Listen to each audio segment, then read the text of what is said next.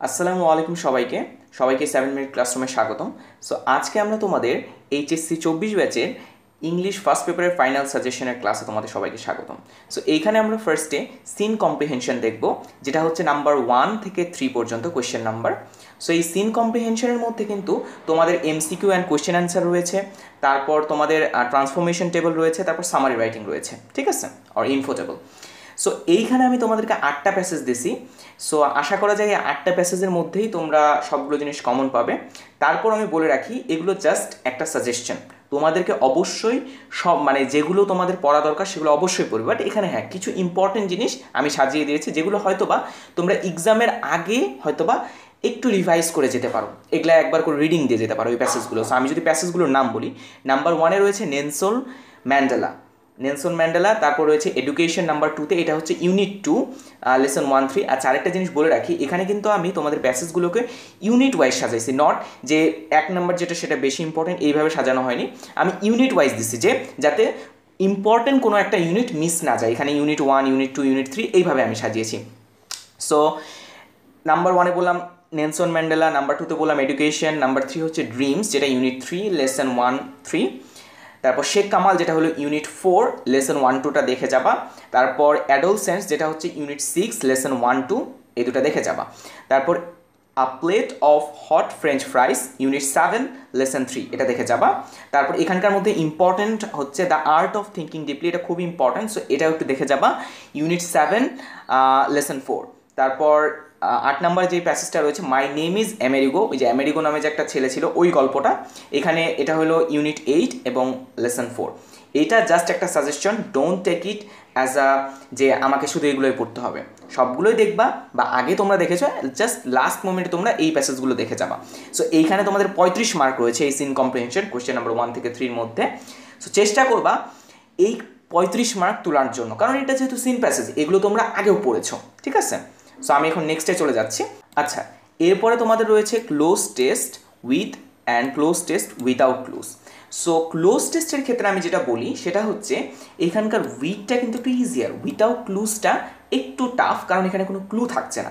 But এই ক্ষেত্রে তোমার জন্য একটা সলিউশন হচ্ছে যে তুমি যদি গ্রামারে মোটামুটি ভালো হও, তাহলে তোমার জন্য উইদাউট ক্লুজটাও একটু ইজিয়ার। কেন বলছি, তুমি উইদাউট ক্লুজের জন্য আমি কয়েকটা টিপস দিচ্ছি, যে তুমি ফার্স্টে খেয়াল করবা যে এখানকার তুমি টেন্সটা খেয়াল করবা, ঠিক আছে। এইখানে যেই টেন্সে থাকবে তোমার হচ্ছে সেন্টেন্সটা, ওই টেন্সেই কিন্তু হবে, এই টেন্স অনুযায়ী কিন্তু তোমাকে ভার্বটা ইনপুট দিতে হবে, রাইট। সো যদি তোমার সেন্টেন্স স্ট্রাকচার বা সেন্টেন্স ফর্মেশন সম্পর্কে একটা ভালো আইডিয়া থাকে, তাহলে উইদাউট ক্লুজ তোমার জন্য কোনো ব্যাপার না। এরপরে এই জায়গার সাজেশন হচ্ছে বোর্ড কোয়েশ্চেন 2016 থেকে 2023 পর্যন্ত, এই বোর্ড কোয়েশ্চেনগুলো সলভ করার চেষ্টা করবা। হ্যাঁ, মাঝে 20 সালে হয়নি এইচএসসি, ওইটা বাদ দিচ্ছি। বাট এইখানে তোমাদের যে বোর্ড কোয়েশ্চেনগুলো রয়েছে এগুলো চেষ্টা করবা সলভ করার। আমি জানি you have a very little time. So এই ক্ষেত্রে যেটা করতে পারো, যে অ্যান্সারগুলোর সাথে জাস্ট প্যাসেজটাতে তুমি ওই অ্যান্সারগুলোকে ইনপুট দিয়ে দিয়ে দিয়ে দেখবা, খুব বেশি একটা সময় লাগার কথা না। সো আই গেস হয়ে যাবে। অ্যান্ড হ্যাঁ, এইখানে একটা জিনিস বলি, এখানে কিন্তু 15 মার্কস আছে, সো একটু কেয়ারফুল থাকতে হবে, আদারওয়াইজ এখানে মার্কস যাওয়ার চান্স খুব রয়েছে, ঠিক আছে। সো আশা করি যে বোর্ড কোয়েশ্চেনগুলো ফলো করলে তোমরা কমন পেতে পারো। রিজনটা হচ্ছে যেহেতু এটা একটা আনসিন, সো আলটিমেটলি টিচাররা চেষ্টা করে যে এই জিনিসটা রিপিট করার, সো দ্যাট স্টুডেন্টসরা একটু হলেও হেল্পফুল হইতে পারে। বাট হ্যাঁ, টিচার চাইলে কিন্তু এটা তোমার হচ্ছে বানায়ও দিতে পারে, but most of the Times দেখা যায় যে এটা হচ্ছে আগের বোর্ড কোয়েশ্চেন কোনো একটা রিপিট হয়ে গিয়েছে, ঠিক আছে। সো আই হোপ এই জিনিসটা বুঝতে পেরেছো তোমরা। এখন যদি আমি নেক্সটে চলে যাই, নেক্সটে আমাদের রয়েছে রিঅ্যারেঞ্জিং, ঠিক আছে। সো রিঅ্যারেঞ্জিংয়ের জন্য আমি তোমাদেরকে এখানে 8টা প্যাসেজ দিয়েছি, বাট একটা জিনিস আগেই বলে রাখি, রিঅ্যারেঞ্জ কমন ফেলা খুবই টাফ। সো তোমাকে আলটিমেটলি যদি তুমি রিঅ্যারেঞ্জ কীভাবে সাজাতে হয় এইটা যদি ভালোভাবে জানো, সো আলটিমেটলি তোমার জন্য ইজিয়ার হবে। তাও আমি যেই প্যাসেজগুলো দিয়েছি ওগুলো বলে দিই।